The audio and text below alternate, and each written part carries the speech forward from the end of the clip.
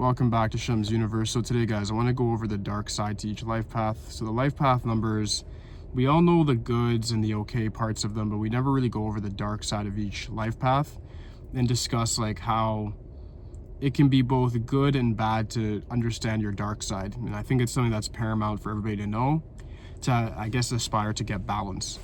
So to start off, I want to start with the life path number 1. Life path 1 is all about ambition, leadership, pioneering spirit, innovation. When you're a life path 1 person and you have too much ambition, it can lead to, I guess, ruthlessness. It can lead to being too pragmatic, and then also being a bit of a dictator, like in a sense of just your way or the highway, and then you neglect the feelings of others or what's of others' interest. It's an interesting phenomenon because we live in such a capitalistic society where it's like those are the types of people, the dark triad type of individuals that typically get ahead. So it's hard to always just say, oh, you shouldn't be that way, but you have to understand it in equivalency with karma. You have to be ruthless to a certain extent to get ahead, but you have to use your dark side in a very balanced way when it's like necessary. If you're in a business and you have competitors, being ruthless with them is just simply part of the game. It's something that has to happen. So that's understandable that you operate in that sort of paradigm where it's like there's my wolf pack and then there's the enemy. It's when you let these things get out of control is when things can get very bad. And then of course, if your ego just takes over because you achieve a certain amount of money or success or prestige, that's when you might get knocked off your block because you're just delved too much into that dark side. You let it overwhelm you and possess you. And in turn, you end up self-sabotaging yourself. Because usually karma, what's funny about it is it's not like karma's some active thing running around to get you. It's usually we end up just doing things to ourselves, but we delve into this dark side while I'm discussing it today. And then it ends up being the same thing that brings us to the top, same thing that ends up knocking us down because we overindulge in a certain trait. So for the ones, I would say just watch out for your ruthlessness overall. And then ego, just make sure that you keep those things balanced and you should be just fine. But I think it's also important to delve into that darkness because without it, you won't be able to win in life. That's the very key part of it. We have life path 2 and 11. These guys are really, really known for emotional volatility. So the life path 2 or 11 is very empathetic, very caring, very giving.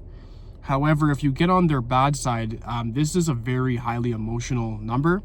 So these guys can end up becoming very, very, I would say almost evil in a sense of if their emotions get broken. I've noticed a lot of 11s specifically that end up doing very well in life when they delve into their dark side. They end up using these dark personality traits to end up getting ahead, and they end up using their ability to empathize with others and turn it into manipulation. So they'll understand what you emotionally need, satiate that need, and then manipulate you by just sort of just playing you, just acting a certain role to get what they want out of you. Now, for my 11s and my 2s out there, is that a good thing? Not in every circumstance. I'm not going to say it's not necessary at all. That's, again, being very fictitious. We live in a world that's very cutthroat. So you not being manipulative can also lead to your downfall. If you're not manipulative enough to get away from perpetrators or predators that are trying to get at you, manipulative in a sense of maybe there's people that are trying to just know your business, so you manipulate and lie to them just to sway them out of the way, give them a smokescreen. That is paramount to your success, and I think you should delve into your dark side to a certain extent to make sure that you get those things done. What hurts is when you overindulge in that. Let's say you achieve, again, like just like the ones, a certain level of success, but that emotional manipulation doesn't go away, so you start doing it to everybody to control them.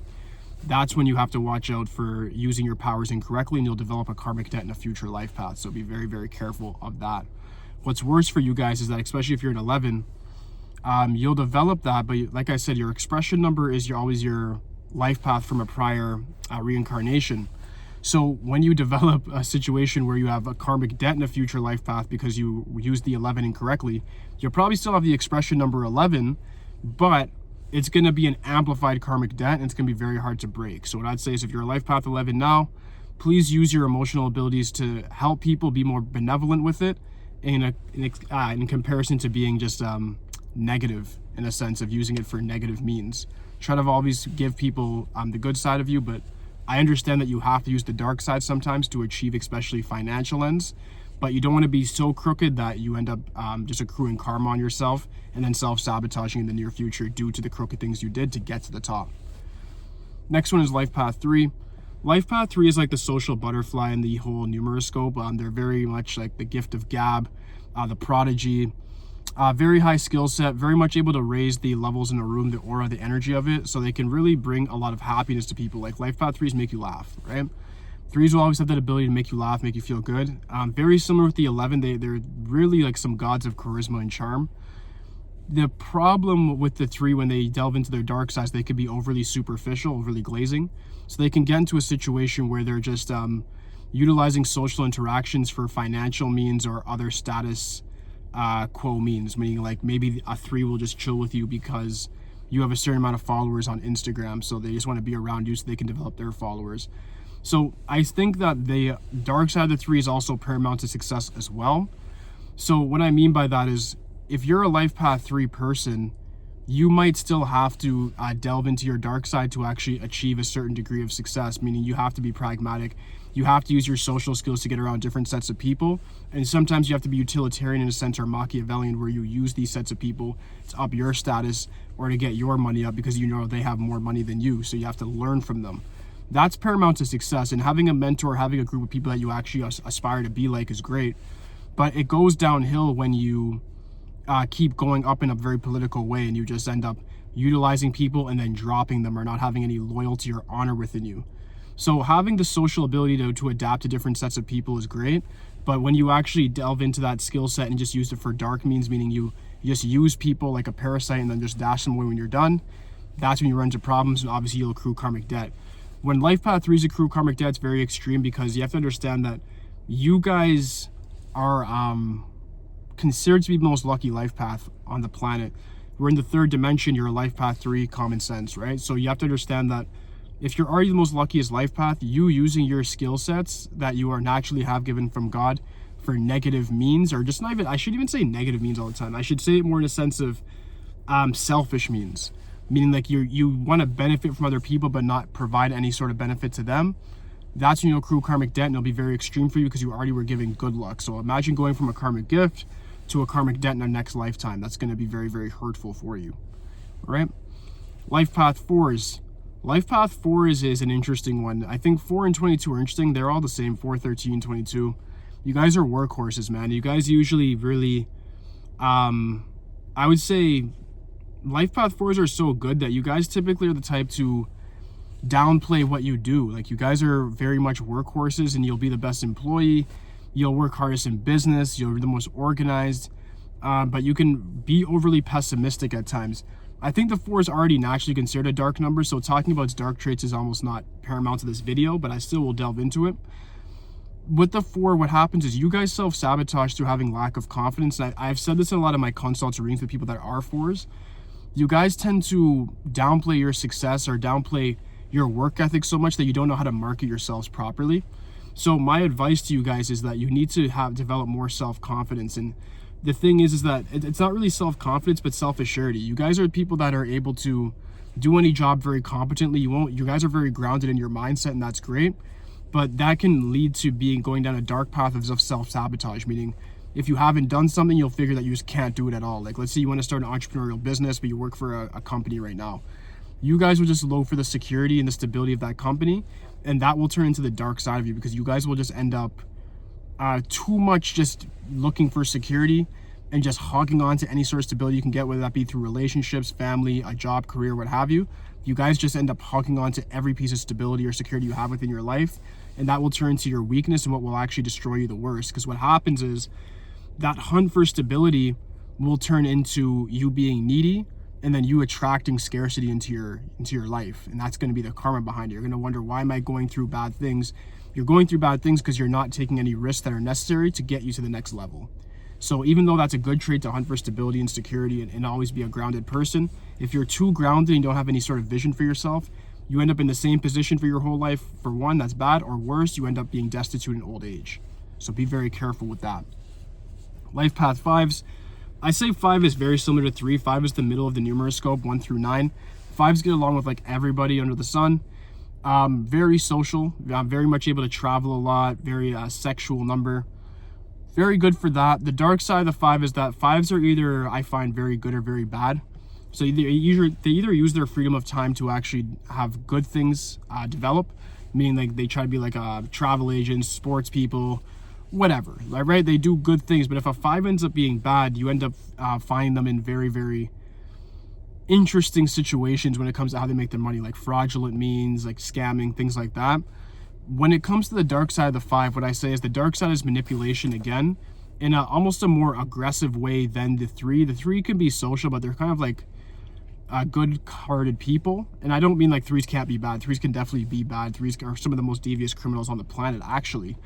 But 5s have a very, very chameleon-like way of dealing with people, and they have a very strong sense of attraction that makes people like think they're aesthetically pleasing, whether they're a man or a woman.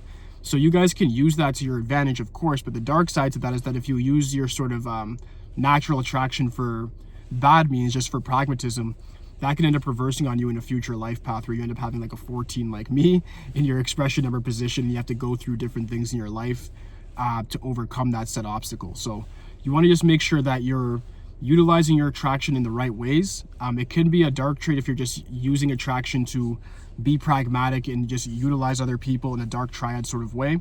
But sometimes that's necessary in a capitalistic society. I don't want to talk you guys out of being realistic with yourselves in life.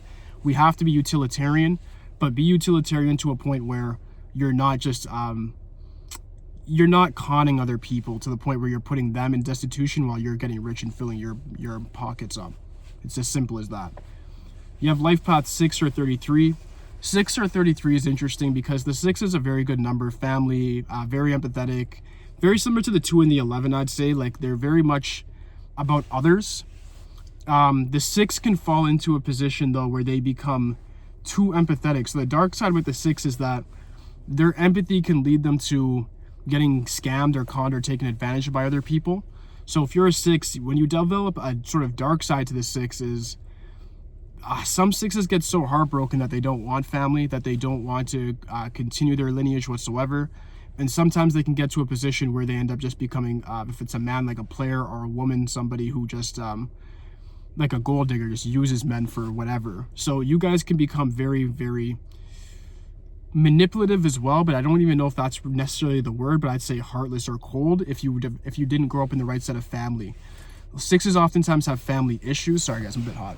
6s sometimes have a bit of family issues that can lead them to having a very hard time developing good social traits for social interactions. Now, those dark traits can lead you to being able to emotionally manipulate people, or just being able to adapt to different sets of people, very similar to the 5 and the 3 and the 2 to a certain extent. But you want to make sure that your ability to adapt, or your ability to influence other people, because 6 is a very influential number behind the scenes. It's very much able to just tell people what to do in a subtle way, and they do it. It's the soft-spoken leader. That's the Venus energy you guys have. You want to use that in a benevolent way, again, like within corporate structure, if you're a manager, getting your employees to work correctly. But when you're using it for like using other people for sexual gratification, or just directly scamming people, getting money out their pockets, what have you, putting people in danger to do crimes for you, that's when obviously you're going to develop karmic debt. It's just very obvious. But these things are sometimes necessary to climb up certain hierarchical ladders. I don't want to talk you out of it completely, but just know how to use it in a compartmentalized way to get what you want, but not accrue too much karmic debt at the same time. At the end of the day, we all are sinning every single day, guys. That's why I try to be as realistic as possible with these videos. But you want to make sure that you're not going so deep into your dark side that you end up just extrapolating too much bad karma in a future lifetime, even if it doesn't affect you with this one specifically. Next one we have is the 7. 7 is such a loner number that it's hard to think of like dark light with it oftentimes. It's a very intellectual number. I say 7s, when they develop a sort of dark trait, they could be quite abusive, actually. They could be very predatorial in a mental way. 7s are very cerebral number. It's the genius number for sure. So when you're a life path 7 and you end up becoming somebody who feels afflicted by life or victimized by it, you might end up using your intellectualism to actually hurt other people in a sort of mentally abusive way. Maybe you're in a marriage and you mentally abuse your partner, or you mentally abuse your children or people, your subordinates, what have you, right? If you're in a position of power, it can be very, very dangerous. When you look at somebody like Vladimir Putin, ex-KGB, 777, he's a very manipulative person. He's probably killed a lot of people. We know that just based off the wars that he's been involved in. But that dark side's also gotten him to the top of his political prowess that he's in right now. He's at the top of the hierarchy, right? So his intellectualism allowed him to manipulate his way to the top and maintain it through a very Machiavellian approach by utilizing other people and creating fear and also eliciting respect at the same time. When you're a 7, you can use your genius to obviously get a good career, to protect yourself from other predatory individuals. But when you become the predator yourself and you start emotionally and mentally manipulating people, that can lead to extreme karmic debt, and that will probably land you with probably a 16/7 very specifically in your next lifetime in that expression number position, which will lead you to having a very hard life socially and being knocked off your ladder a lot of the times. Next one is LifePath 8. LifePath 8, of course, we already know is the Lord of the Darkness. So 8's very similar to the number 1. The problem with the 8 is that the ambition can sometimes possess you like a demon, and you can end up becoming somebody who is overly obsessed with money, overly obsessed with power and status, to the point where you're willing to even, like the 8s, they'll literally kill somebody to get that power, right? Like 8s can be very, very evil to a extent, where they just say, you know what, like I need to get this. The 50 Cent, who is a LifePath 8, get rich or die trying mentality. If you look at even somebody like 50, he was selling drugs, he was robbing people, he was dissing a lot of people in his rap to get himself up there. But this is why I say it's very hard. He was shot 9 times, which was definitely karma. But at the same time, the negative things that happened to him are what propelled him to the top of his rap career. Him being shot 9 times, where everybody say, who is this guy with the bulletproof vest on stage? And also in the hood, it made him very, very popular because he was somebody who was willing to sell drugs, willing to shoot at people, willing to get shot, willing to take all the major risks for money, the whole get rich or die trying mentality. But obviously you're going to suffer through the darkness while going through that sort of mindset. So it's a dangerous one, but it can also lead you to the pinnacle of success. So that's why I always say this, guys. Choose what you want to do, but understand karma is going to follow you. It's really as simple as that. But I'm not going to say that your dark side will not bring you to success. That's why I'm going over this video. An example using the LifePath 8, guys like 50, that's what brought him to his success low-key, was the dark side of the 8, not really the light side of it. Next would be the LifePath 9, last one. LifePath 9s are very good people, very ideological, very adaptive, of course. Most 9s are very much thinking of other people a lot of the times when they do their day-to-day endeavors, very similar to the 6. Of course, the 9's just an upside-down version of it. The thing with the 9 is that 9s can be overly self-righteous. So meaning like 9s can be saying, I do things good, I do things my way, I've actually always done good by people. And then it's not that they actually do bad things to people, but they become so self-righteous that they put themselves above other people. That can lead to a huge karmic affliction if you just end up becoming one of those self-righteous zealots who think you're better than everybody, or you're God sent to earth. That's when you end up having narcissism, which again can lead to having a very God complex, which can be really reaffirming, and you end up getting more and more success as a result of it. But that can also lead to self-sabotage if you're delusional about who you are as a person and where you stand in life. So you got to be very careful. Like I said, having delusional confidence or grandiose will give you a larger-than-life aura, which will attract larger-than-life material assets to you. But also, it can also lead you to afflicting yourself with enemies and self-sabotage if you're not thinking clearly. That same delusion can also be your hindrance or your overall downfall in life if you don't estimate certain risks correctly. All right? So that does finalize this, guys. I just wanted to go over the dark side of each life path for you so you understand how that works and how it can affect you and how you can use it also to your advantage if you just know how to balance or moderate these traits. So I hope this does help, guys. If you have any questions for me, just leave in the comment section. Like, subscribe. Holla at me for today, guys. Peace.